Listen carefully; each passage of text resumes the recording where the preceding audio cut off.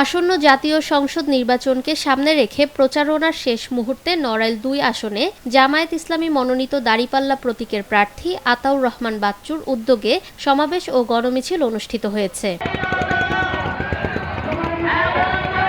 ৯ ফেব্রুয়ারি সোমবার দুপুর থেকে নড়াইল সরকারি উচ্চ বিদ্যালয় মাঠে জেলা জামায়াত ও অঙ্গ সংগঠনের নেতাকর্মীরা জড়ো হতে থাকেন। অল্প সময়ের মধ্যেই মাঠে হাজারো নেতাকর্মীর উপস্থিতি লক্ষ্য করা যায়। তাদের হাতে ছিল প্রার্থীর ব্যানার ও দাঁড়িপাল্লা প্রতীক সম্বলিত প্ল্যাকার্ড।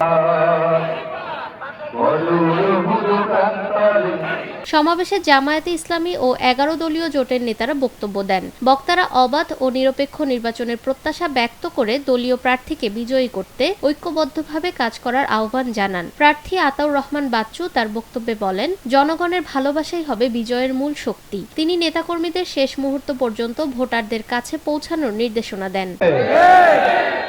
টাকা দিয়ে ভোট এবার হবে না, এবার সকল অর্থ বৃত্ত পেশি শক্তি এই নড়াইল ২ আসনের সাধারণ জনগণের ভালোবাসার কাছে জোয়ারের মতো ভেসে যাবে।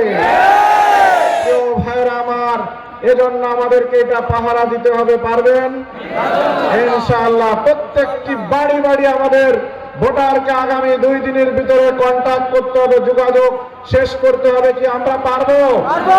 সমাবেশ শেষে নড়াইল সরকারি উচ্চ বিদ্যালয় মাঠ থেকে একটি গণমিছিল বের হয়ে মুচিরপোল গোলচত্বর এলাকায় গিয়ে শেষ হয়। পরে জেলা কার্যালয়ে সাংবাদিকদের সঙ্গে আলাপকালে আতাউর রহমান বাচ্চু তার জয়ের ব্যাপারে দৃঢ় আশাবাদ ব্যক্ত করেন।